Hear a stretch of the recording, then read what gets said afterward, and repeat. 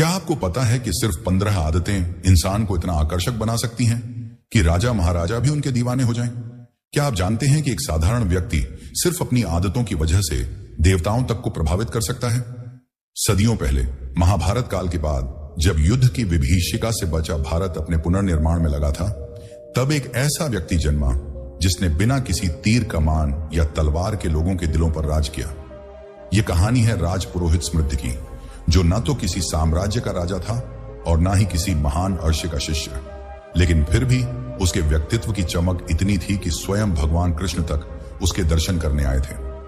यह सुनने में अजीब लगता है ना? पर यह कहानी सच है और इसकी शुरुआत होती है एक छोटे से गांव नंदगुप्तपुर से, जहां समृद्धि अपने माता पिता के साथ रहता था। उसकी सबसे बड़ी खासियत थी उसकी आदतें। समृद्धि बचपन से ही अनोखा था। जब दूसरे बच्चे खेलकूद में व्यस्त रहते तब वह ध्यान में लीन रहता।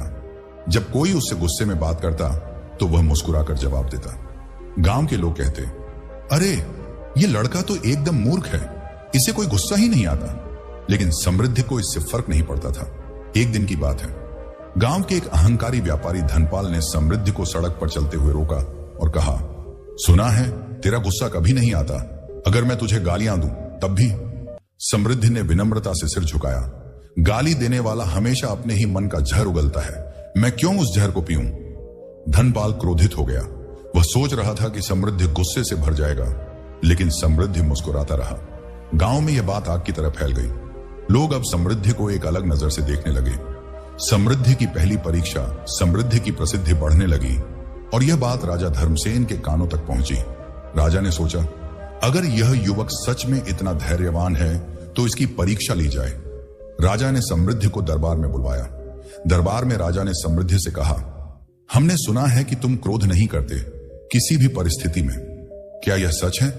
समृद्धि ने सिर झुकाकर उत्तर दिया, राजन, क्रोध वह अग्नि है जो पहले स्वयं को जलाती है और फिर दूसरों को। मैं इस अग्नि को अपने भीतर क्यों स्थान दूं?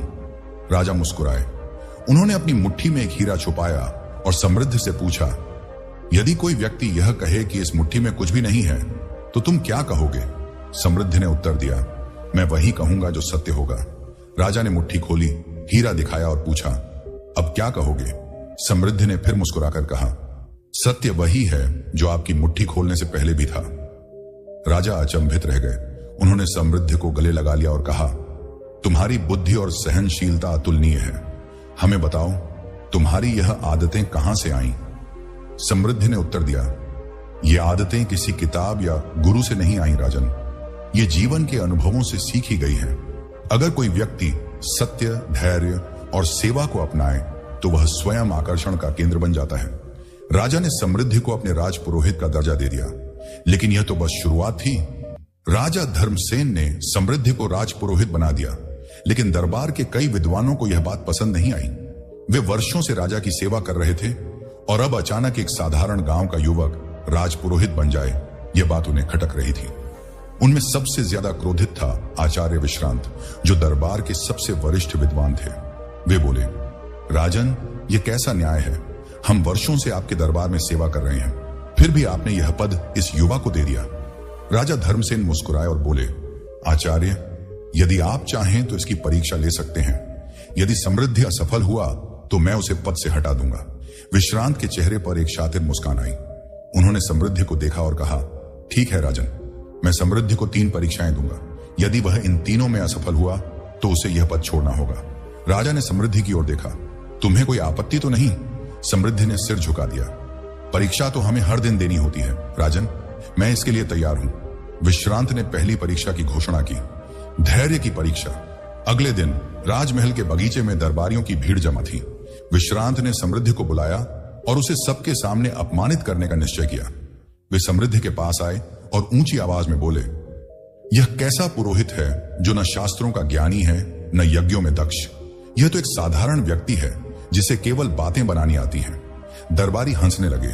कुछ ने तो समृद्धि को मूर्ख भी कह दिया, लेकिन समृद्धि चुपचाप खड़ा रहा, जैसे कुछ हुआ ही ना हो।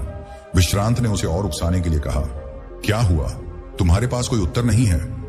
समृद्धि ने शांत स्वर में कहा, आचार्य, यदि कोई व्यक्ति मुझे एक उपहार दे और मैं उसे स्वीकार ना करूं तो वह उपहार किसका रहेगा? विश्रांत चौंक गए। स्वाभाविक है देने वाले के पास रहेगा। समृद्धि मुस्कुराए, ठीक वैसे ही यदि कोई मुझे अपशब्द कहता है और मैं उन्हें स्वीकार नहीं करता तो वे अपशब्द मेरे नहीं, कहने वाले के पास ही रह जाते हैं। पूरा दरबार स्तब्ध रह गया। राजा धर्मसेन ने ताली बजाई और कहा, अद्भुत, यह परीक्षा समृद्धि ने उत्तीर्ण कर ली। लेकिन विश्रांत हार मानने वाले नहीं थे। उन्होंने दूसरी परीक्षा के लिए कुछ और घातक योजना बनाई। पहली परीक्षा में समृद्धि की जीत ने दरबारियों को चौंका दिया था, लेकिन आचार्य विश्रांत अभी भी हार मानने को तैयार नहीं थे। अब उनकी योजना और भी कठिन थी। लोभ और सत्य की परीक्षा। रात का समय, राजमहल के भीतर विश्रांत ने अपने शिष्य चंद्रसेन को बुलाया और एक रहस्यमयी मुस्कान के साथ बोले, समृद्धि को हराने के लिए हमें उसकी सबसे बड़ी परीक्षा लेनी होगी। अगली सुबह दरबार में राजा धर्मसेन बैठे थे और समृद्धि भी अपनी जगह पर था। तभी विश्रांत ने राजा से कहा, राजन, यह परीक्षा सत्य और लोभ की है। यदि समृद्धि इसमें सफल हुआ तो मैं इसे अपना गुरु मान लूंगा। राजा ने सिर हिलाया। बताइए, यह परीक्षा क्या है? विश्रांत ने दरबारियों को इशारा किया। तभी सैनिकों ने एक भारी संदूक दरबार में लाकर रख दिया। इस संदूक में 100 स्वर्ण मुद्राएं हैं।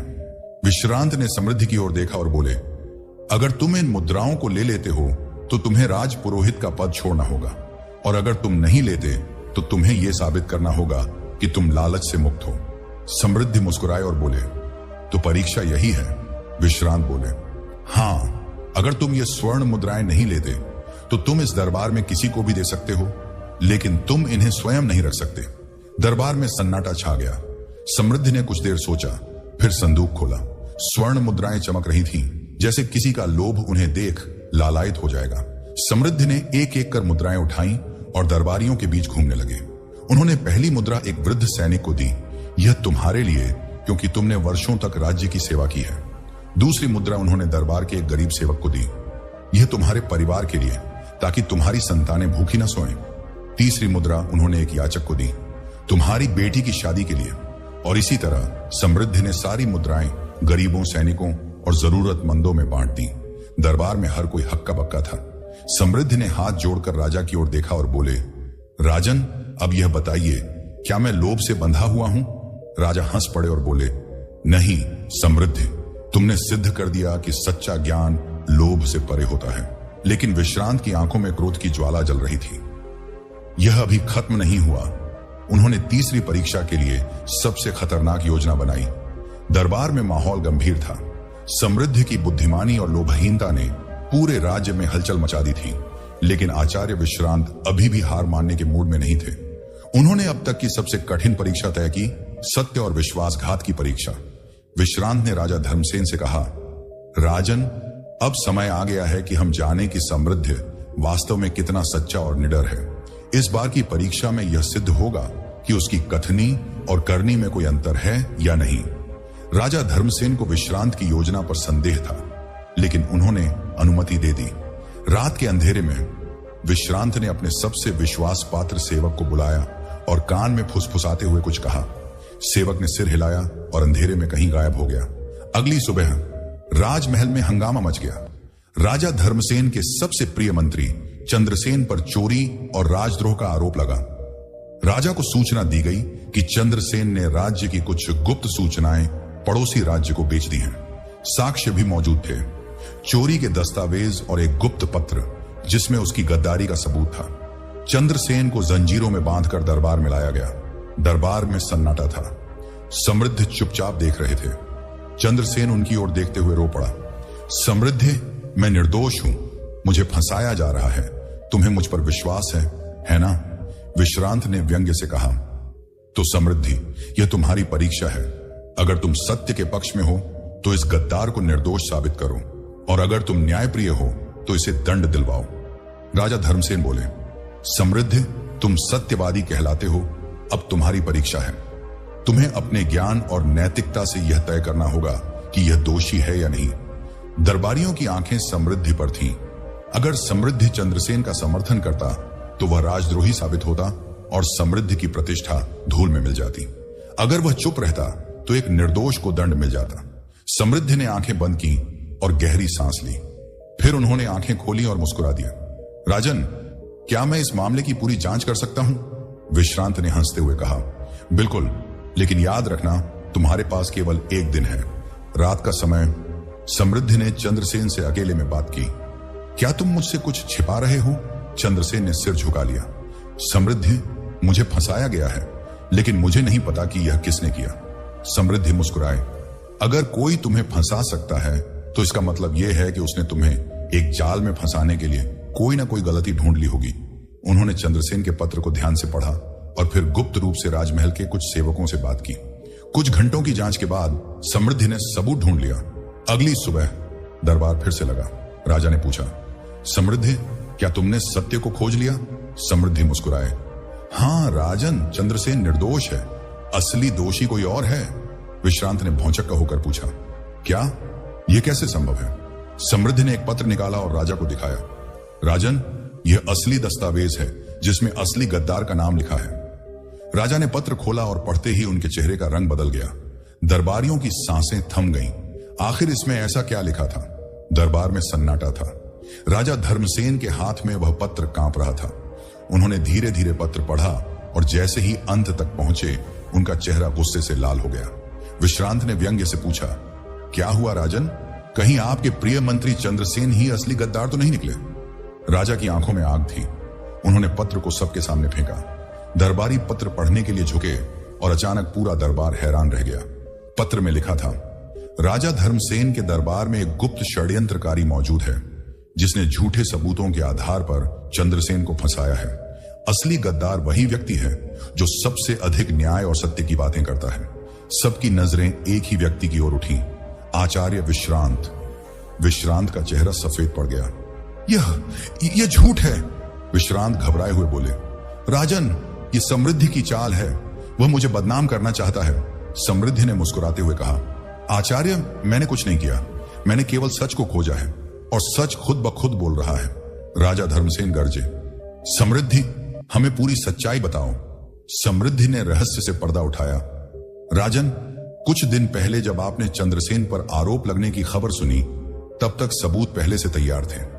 एक षड्यंत्रकारी पहले ही गद्दारी का प्रमाण इकट्ठा कर चुका था, लेकिन सवाल यह है कि वह प्रमाण कहां से आए। दरबार में खामोशी थी। मैंने गुप्त रूप से जांच की और पाया कि चोरी हुए दस्तावेजों पर जो मोहर थी वह दरबार के किसी भी मंत्री के पास नहीं थी। यह मोहर केवल आचार्य विश्रांत के पास थी। दरबारियों के मुंह से अचानक एक साथ निकला, आचार्य विश्रांत। विश्रांत पीछे हटने लगे। राजा ने सख्त स्वर में पूछा, क्या यह सच है विश्रांत? विश्रांत पसीने से भीग गए। उन्होंने कुछ कहने की कोशिश की, लेकिन शब्द नहीं निकल रहे थे। तभी समृद्धि ने एक और रहस्य उजागर किया। राजन, यह पहला मौका नहीं है जब आचार्य ने किसी के खिलाफ झूठे सबूत बनाए हैं। मैंने पता लगाया कि पिछले 3 वर्षों में जिन भी मंत्रियों को भ्रष्टाचार के आरोप में निकाला गया, उनके खिलाफ सबूत भी आचार्य विश्रांत ही लाते थे। राजा का धैर्य अब टूट चुका था। उन्होंने सैनिकों को आदेश दिया, विश्रांत को बंदी बना लो। सैनिकों ने आगे बढ़कर विश्रांत को पकड़ लिया। विश्रांत चिल्लाए, नहीं, यह अन्याय है। मैंने जो किया वह राज्य की भलाई के लिए किया। राजा बोले, राज्य की भलाई के लिए नहीं, अपनी सत्ता बनाए रखने के लिए। तुमने निर्दोषों को फंसाया ताकि तुम्हारी स्थिति मजबूत बनी रहे। पूरा दरबार अब समृद्धि की बुद्धिमत्ता की प्रशंसा कर रहा था। चंद्रसेन ने समृद्धि के चरणों में गिरकर कहा, अगर तुम न होते तो मैं आज निर्दोष होते हुए भी अपराधी बन जाता। लेकिन कहानी यहां खत्म नहीं हुई थी। समृद्धि ने मुस्कुराते हुए कहा, राजन, अभी भी एक बड़ा रहस्य बाकी है। राजा चौंक कर बोले, क्या? कौन सा रहस्य? समृद्धि ने धीरे से कहा, विश्रांत अकेले नहीं थे, उनके पीछे कोई और भी था। राजा की आंखें चौड़ी हो गईं। कौन था असली सूत्रधार? दरबार में भारी सन्नाटा था। सभी की नजरें समृद्धि पर टिकी थी। राजा धर्मसेन ने गहरी सांस ली और पूछा, समृद्धि, तुम कहना क्या चाहते हो? अगर विश्रांत अकेले नहीं थे तो उनका साथी कौन था? समृद्धि ने राजा की ओर देखा और धीरे धीरे बोले, राजन, जो व्यक्ति विश्रांत को निर्देश दे रहा था वह दरबार के अंदर ही बैठा है। दरबार में खलबली मच गई। मंत्रीगण एक दूसरे की ओर देखने लगे। राजा की भौहें तन गईं। उन्होंने कठोर स्वर में पूछा, कौन है वह विश्वासघाती? समृद्धि ने आगे बढ़कर दरबार के दाईं ओर बैठे एक वृद्ध मंत्री की ओर इशारा किया, मंत्री बलराम। बलराम का चेहरा अचानक सफेद पड़ गया। राजन, यह क्या नाटक है? मैं आपका सबसे पुराना मंत्री हूं। आप इस लड़के की बातों पर विश्वास करेंगे? बलराम बोले, समृद्धि मुस्कुराए। मंत्री जी, यदि आप निर्दोष हैं तो मुझे कुछ प्रश्नों के उत्तर दीजिए। पहला प्रश्न, क्या यह सच नहीं कि जब भी दरबार में कोई बड़ा निर्णय लिया गया तो आपने हमेशा विश्रांत को उसमें हस्तक्षेप करने के लिए उकसाया? बलराम ने हिचकिचाते हुए कहा, मैंने तो केवल राज्य के हित की बात की। दूसरा प्रश्न, क्या यह सच नहीं कि जब चंद्रसेन पर झूठे आरोप लगाए गए तो आप ही ने राजा को यह सलाह दी थी कि उन्हें तुरंत बंदी बना लिया जाए? बलराम का माथा पसीने से भीगने लगा।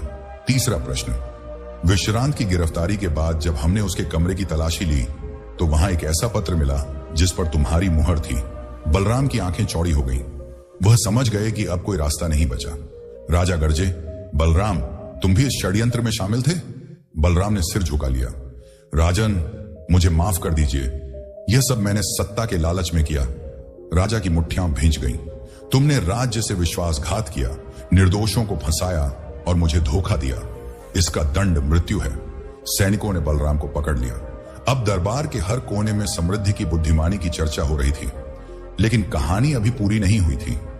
राजा ने अचानक समृद्धि से पूछा, अब बताओ, यह सब जानते हुए भी तुमने इतने समय तक चुप्पी क्यों साधे रखी?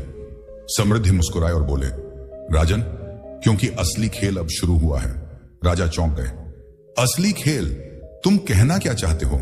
समृद्धि ने दरबार में इधर उधर देखा और धीरे से कहा, राजन, बलराम और विश्रांत तो केवल प्यादे थे। असली खिलाड़ी अभी भी बाहर घूम रहा है। राजा के रोंगटे खड़े हो गए। कौन है वह? समृद्धि ने एक गहरी सांस ली और धीरे धीरे बोले, राजन, आपको अपने महल के अंदर ही एक बड़ा विश्वासघाती मिलेगा, और वह व्यक्ति कोई और नहीं बल्कि राजा धर्मसेन की आंखें क्रोध से जल रही थीं। उन्होंने गहरी सांस ली और समृद्धि से पूछा, समृद्धि, नाम लो, कौन है वह विश्वासघाती? दरबार में सन्नाटा छा गया। हर कोई सांस रोककर समृद्धि की ओर देख रहा था। समृद्धि ने आंखें बंद की, फिर धीरे धीरे खोली और बोले, राजन, यह व्यक्ति हमेशा आपकी छाया की तरह आपके साथ रहा है, आपकी हर योजना में शामिल रहा है, और यह व्यक्ति पूरे दरबार का माहौल भारी हो गया। सभी दरबारी चौंक गए जब समृद्धि ने धीरे धीरे उंगली उठाई और इशारा किया, आपका सबसे प्रिय सेनापति विक्रम। पूरा दरबार हिल गया। सेनापति विक्रम, जो वर्षों से राजा का विश्वास पात्र था, अचानक कठोर हो गया। उसने गहरी नजरों से समृद्धि को देखा और फिर राजा की ओर मुड़ा। राजन, यह लड़का झूठ बोल रहा है। मैं आपका सबसे वफादार सेवक हूं। लेकिन समृद्धि मुस्कुरा रहे थे। वफादार? तो क्या तुम इस बात से इनकार कर सकते हो कि विश्रांत के साथ तुम्हारी गुप्त मुलाकातें हुई थी? विक्रम के चेहरे पर पसीना छलक आया। राजा ने कड़क आवाज में कहा, विक्रम, सच सच बताओ, तुमने क्या किया? विक्रम ने तलवार निकाल ली और गरजा, अगर मैं मरने ही वाला हूं तो सच क्यों छिपाऊं? हां, मैंने तुम्हारे खिलाफ षड्यंत्र रचा। लेकिन राजन, तुमने कभी महसूस किया कि तुम्हारे महल के अंदर भी कितने लोग तुम्हारे खिलाफ हैं? राजा के चेहरे का रंग उड़ गया। समृद्धि ने कहा, सेनापति विक्रम अकेले नहीं थे। इस महल में अब भी कुछ लोग ऐसे हैं जो तुम्हारे पतन की प्रतीक्षा कर रहे हैं। राजा ने गहरी सांस ली और गरजते हुए बोले, सैनिकों, सेनापति विक्रम को पकड़ लो। लेकिन विक्रम इतनी आसानी से पकड़ में आने वाला नहीं था। उसने तलवार घुमाई और महल से भागने की कोशिश की। तभी धड़ाक, एक तीर उसकी छाती में आकर धंस गया। राजा ने पीछे मुड़कर देखा। तीर चलाने वाला कोई और नहीं बल्कि खुद समृद्धि थे। विक्रम लड़खड़ाया और घुटनों के बल गिर पड़ा। उसकी आंखों में पछतावा था, परंतु एक हल्की मुस्कान भी। राजन, तुम्हें लगता है कि यह खत्म हो गया? विक्रम ने हंसते हुए कहा, नहीं, असली खेल अभी बाकी है। और इतना कहकर वह जमीन पर गिर पड़ा। राजा और समृद्धि दोनों के रोंगटे खड़े हो गए। अगर विक्रम सिर्फ मोहरा था तो असली मास्टरमाइंड कौन है? विक्रम के शव के गिरते ही दरबार में सन्नाटा छा गया। राजा धर्मसेन ने समृद्धि की ओर देखा। अगर विक्रम सिर्फ एक मोहरा था तो असली खेल कौन खेल रहा है? समृद्धि ने शांत स्वर में कहा, राजन, यही तो पता लगाना बाकी है। विक्रम के शब्दों में जो रहस्य था वह बहुत गहरा है। राजा ने अपने सबसे भरोसेमंद सैनिकों को महल के हर कोने की तलाशी लेने का आदेश दिया। लेकिन कुछ ही क्षण बाद एक सैनिक हांफता हुआ दरबार में आया। राजन, हमें महल के गुप्त तहखाने में कुछ अजीब मिला है। राजा और समृद्धि तुरंत तहखाने की ओर बढ़े। गुप्त तहखाना, जहां छुपा था रहस्य। यह तहखाना राजा धर्मसेन के पूर्वजों ने बनवाया था, लेकिन अब तक शायद ही कोई इसमें गया था। जैसे ही राजा और समृद्धि वहां पहुंचे, उन्हें दीवारों पर अजीब अजीब संकेत और शिलालेख दिखे। समृद्धि ने दीवार पर उकेरे गए एक शिलालेख को पढ़ा। जो दिखाई देता है वह सच नहीं होता, जो छिपा होता है वही नियति बदलता है। इतना पढ़ते ही समृद्धि की आंखों में चमक आ गई। राजन, हमें यहां कुछ बहुत महत्वपूर्ण मिलने वाला है। लेकिन जैसे ही वे तहखाने के और अंदर बढ़े, अचानक एक गुप्त दरवाजा खुला और तेज हवा के साथ मशालें बुझने लगी। कौन है वहां? राजा गरजे। तभी अंधेरे में एक धीमी हंसी गूंजी। धर्मसेन, क्या तुम सच में सोचते हो कि मैं तुम्हें देख नहीं रहा? राजा और समृद्धि दोनों चौंक गए। यह आवाज इतनी जानी पहचानी क्यों लग रही है? अंधेरे में एक आकृति धीरे धीरे सामने आई और जैसे ही मशालों की रोशनी उस पर पड़ी, राजा की आंखें फटी की फटी रह गईं। जैसे ही वह रहस्यमयी आकृति रोशनी में आई, राजा धर्मसेन के चेहरे का रंग उड़ गया। असंभव! तुम! समृद्धि भी चौंक गई। सामने खड़ा व्यक्ति कोई और नहीं बल्कि राजा धर्मसेन का सबसे प्रिय मंत्री वासुदेव था, जो कुछ वर्षों पहले रहस्यमय तरीके से गायब हो गया था। वासुदेव, तुम तो मृत घोषित कर दिए गए थे। राजा की आवाज में अविश्वास था। वासुदेव मुस्कुराया। मृत नहीं राजन, मैं मरा नहीं था, मैं छिपा हुआ था। और आज मैं तुम्हें बताने आया हूं कि तुम्हारे अपने दरबार में कितनी बड़ी साजिश चल रही है। कैसी साजिश? समृद्धि ने गंभीर स्वर में पूछा। वासुदेव ने तहखाने की दीवार पर बने एक पुराने शिलालेख की ओर इशारा किया। क्या तुमने कभी सोचा है कि इस राज्य के सबसे बुद्धिमान व्यक्ति महामंत्री वासुदेव अचानक कैसे गायब हो गए? राजा और समृद्धि चुप थे, क्योंकि अगर मैं न जाता तो मुझे मार दिया जाता। वासुदेव की आंखों में गुस्सा था। लेकिन किसने?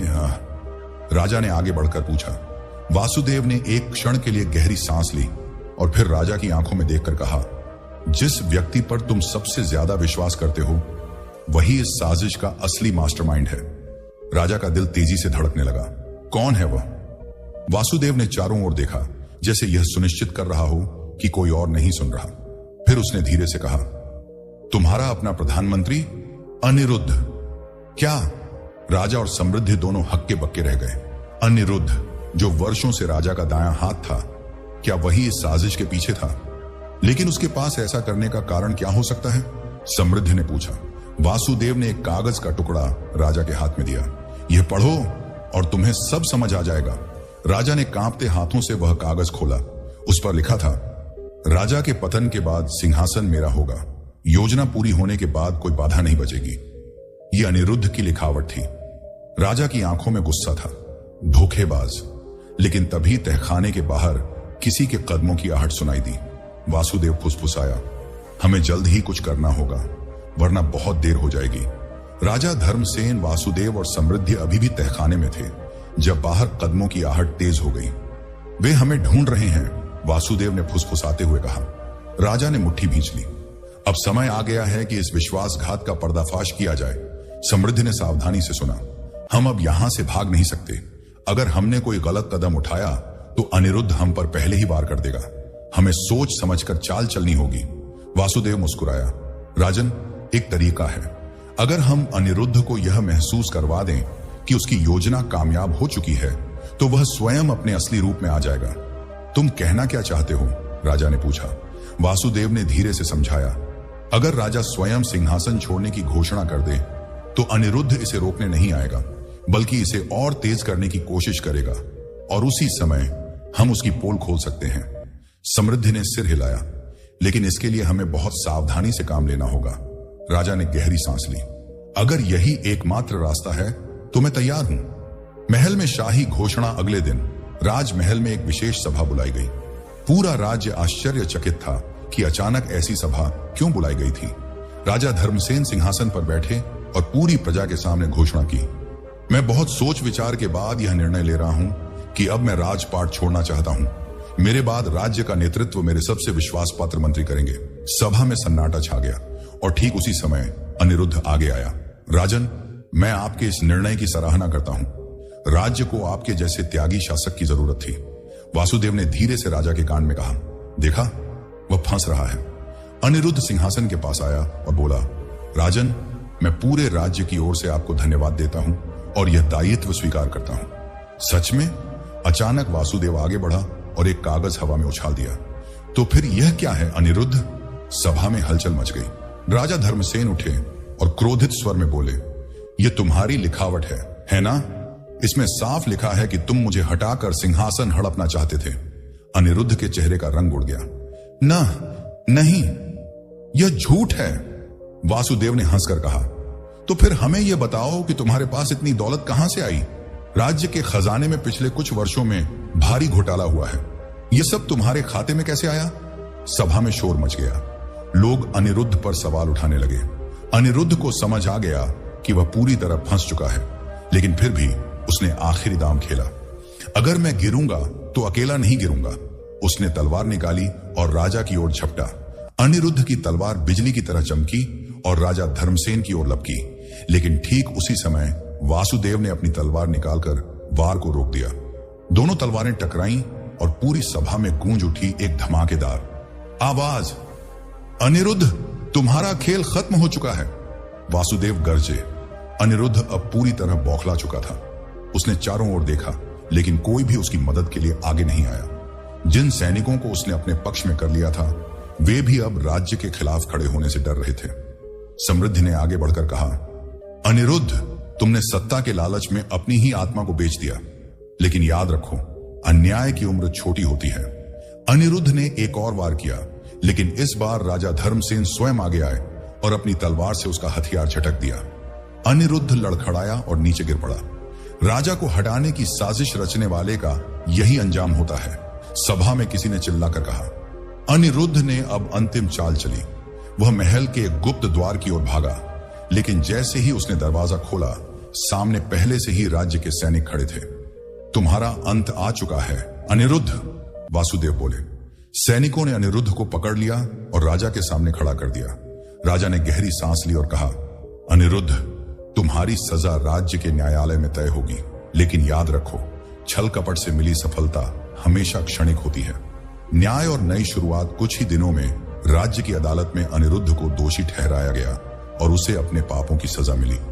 राज्य में खुशहाली लौट आई। राजा धर्मसेन ने प्रजा से कहा, इस पूरे घटनाक्रम ने हमें सिखाया कि सच्ची शक्ति में नहीं, बल्कि सच्चाई और विश्वास में होती है। जो दूसरों को प्रेरित करते हैं, वे सदा अमर रहते हैं। वासुदेव और समृद्धि ने एक दूसरे को देखा और मुस्कुरा दिया, और इस तरह यह अध्याय समाप्त हुआ, लेकिन एक नई कहानी की शुरुआत के साथ, क्योंकि सच्चाई की लड़ाई कभी खत्म नहीं होती और अच्छे लोगों की आदतें हमेशा दूसरों को आकर्षित और प्रेरित करती रहेंगी।